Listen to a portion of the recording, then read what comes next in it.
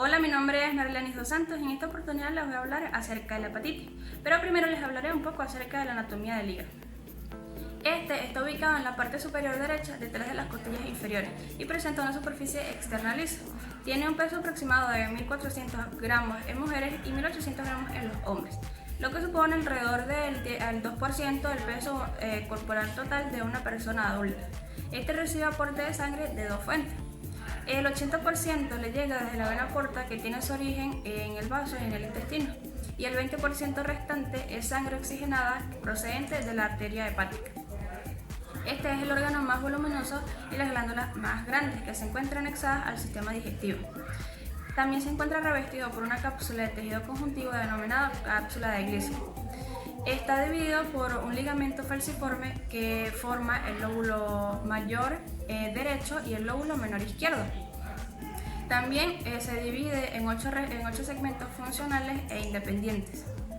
Ahora bien, la hepatitis es un proceso inflamatorio caracterizado tanto clínico e histológicamente por la necrosis hepatocelular difusa, que se entiende también o se denota como manchas alrededor de la superficie del hígado.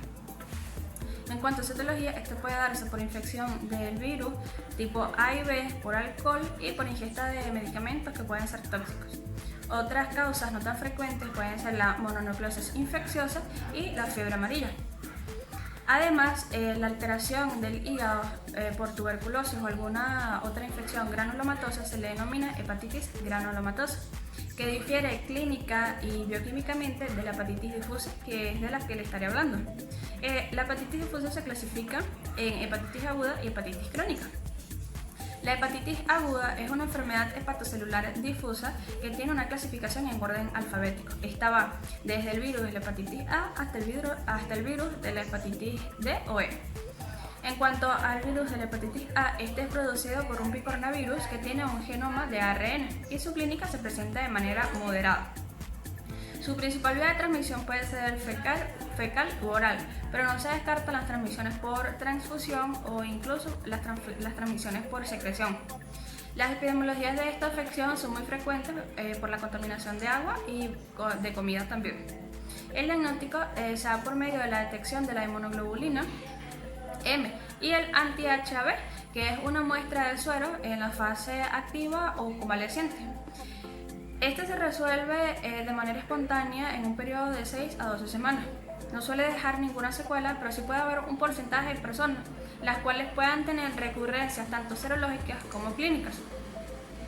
En cuanto a la profilaxis, esta se divide en dos grupos. Puede ser que son después de la exposición, donde se debe administrar inmunoglobulina a 0,02 miligramos por kilogramo vía intramuscular, que se administra a las 2 semanas de contacto doméstico o institucional. No se administran contactos casuales como en el trabajo. Y la segunda clasificación es antes de la exposición, donde se debe administrar la vacuna de la hepatitis A desactivada. La dosis de esta en unidades depende de la formulación. Normalmente es 1 mililitro intramuscular y la mitad para los niños. Esto se repite a los 6 o 12 meses y mayormente se le aplica a viajeros, a militares y a personas con hepatopatía crónica. Ahora, la hepatitis B se produce por un pandavirus que tiene un genoma de ADN y una envoltura con propiedades un tanto comunes. A pesar de que este tiene un genoma de ADN, posee también una propiedad de codificación de la retrotranscriptasa, lo cual permite su replicación por un intermediario de ARN. Este se transmite por vía percutánea, como el pinchazo de una aguja, por contacto sexual o por vía perinatal. El diagnóstico se da por la inmunoglobulina M, que es el diagnóstico antihepatitis B o la detección en una prueba de antígenos de la hepatitis B, el cual se realiza con suero y tiende a resaltar ya que estas se secretan en sangre cuando se encuentra en un estado de replicación. La profilaxis de esta afección también se divide en dos grupos. La primera es después de la exposición, donde se administra inmunoglobulina a 0,06 miligramos por kilogramo intramuscular inmediatamente después del pinchazo, si esa es la causa, y 14 días después de haber tenido relaciones sexuales. También por exposición perinatal se administra 0,05 mililitros justo en el muslo justo después de nacer, y después de las 12 horas se debe proseguir con una serie de vacunas. Ahora, antes de la exposición, se administra la vacuna de la hepatitis B recombinante intramuscular, donde la dosis va a depender de la formulación, de si el paciente es un adulto o un niño, y del uso de hemodiálisis. Desde los 0,1 a 6 meses, la inyección se debe aplicar en el deltoides, no en el muslo. Y mayormente va dirigido a personas con alto riesgo de salud, como los trabajadores de salud, las personas con diversas parejas sexuales y las personas que se encuentran en hemodiálisis. Ahora, la hepatitis C. Esta es causada por un virus semejante al flavivirus, del género Paxivirus, que posee un genoma de RNA con aproximadamente 9.000 nucleótidos y se caracteriza por heterogeneidad genética. Y tiene un periodo de incubación de 7 a 8 semanas. A menudo el cuadro clínico se presenta de forma leve y está marcado por elevaciones fluctuantes de la concentración de aminotransferasa. La hepatitis C conforma más del 90% de los casos por transfusión de sangre y aproximadamente el 50% de los casos es causado por el consumo de fármacos. El diagnóstico se diagnostica por el anti-HCV que se encuentra en suero.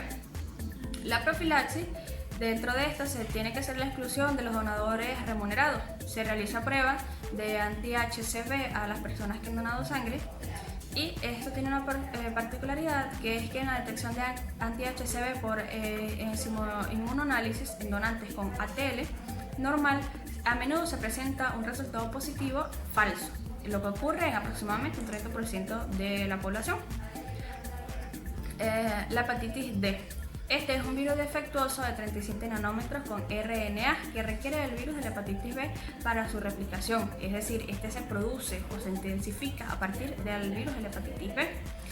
Es endémica entre los portadores de la hepatitis B, mayormente en la cuenca del Mediterráneo, donde se disemina por vía no percutánea, y en regiones no endémicas se disemina por vía percutánea, puede ser por los consumidores de fármacos intravenosos.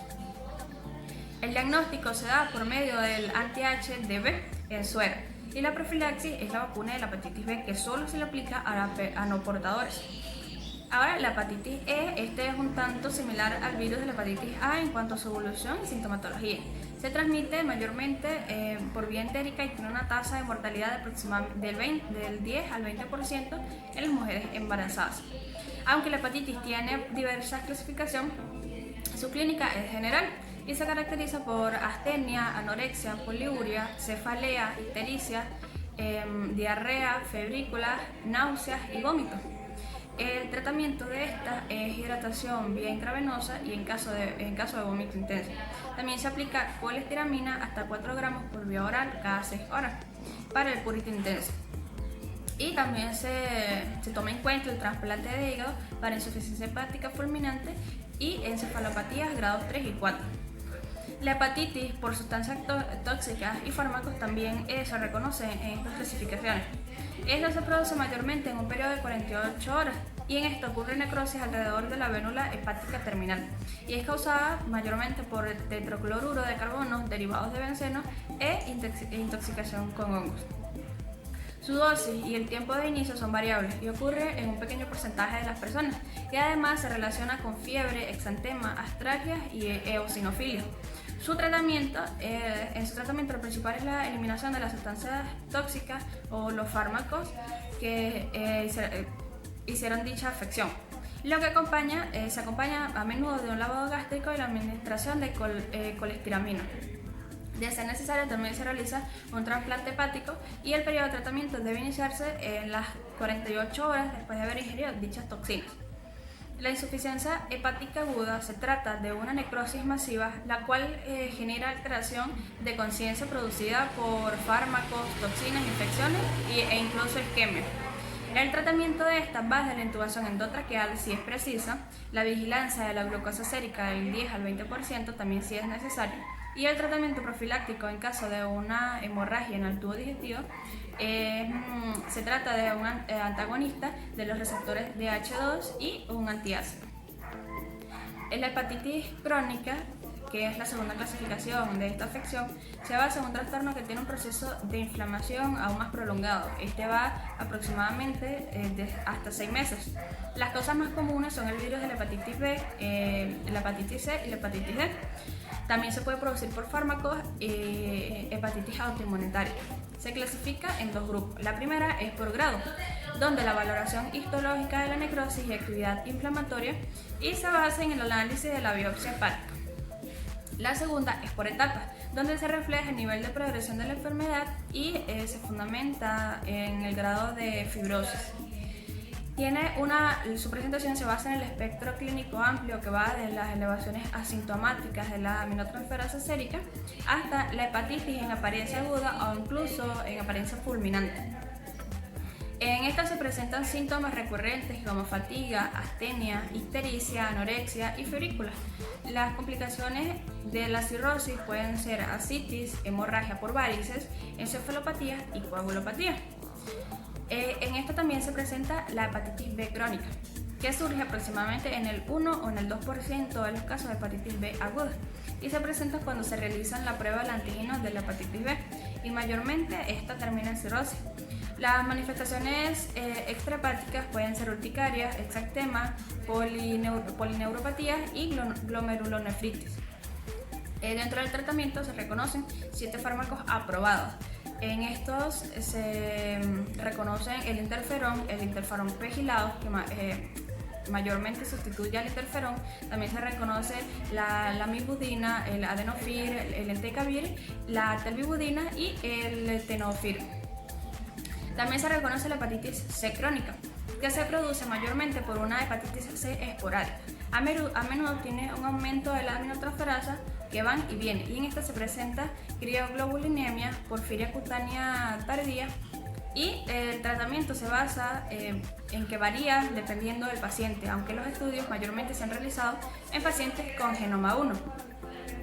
En estos casos se aplica interferón pegilado más rabibidina y también se añade un inhibidor de proteasa y se recomienda también vigilar el ARN plasmático para ver cómo evoluciona el tratamiento en el paciente. En cuanto a la hepatitis autoinmunitaria, ocurre por 3 razones. La primera es anticuerpos contra el músculo liso y contra el núcleo. La segunda es anticuerpos contra los microsomas del hígado y los riñones. Y la tercera es que carecen de núcleo y son anti-LKM y también poseen radioactivos con cetoqueratina del hepatocito. Las manifestaciones clínicas pueden ser del tipo 1 en 80% de las mujeres, de inicio súbito en el 33% de los casos, de inicio gradual que va desde aproximadamente 66% de los casos y presenta ictericia progresiva, hepatomegalia, amenorrea y anorexia. Las manifestaciones extrahepáticas pueden ser exantema, astralgia, tiroiditis y nefritis.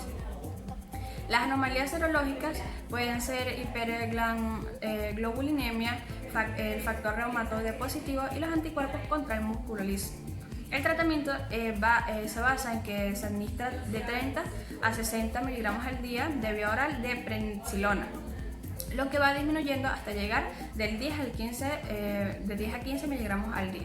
A menudo se administra también azatioprina, que son 50 gramos cada 24 horas vía oral, para permitir reducir la dosis de glucocorticoides y también en esto se debe vigilar las pruebas de función hepática cada mes. Eso fue todo, hasta la próxima.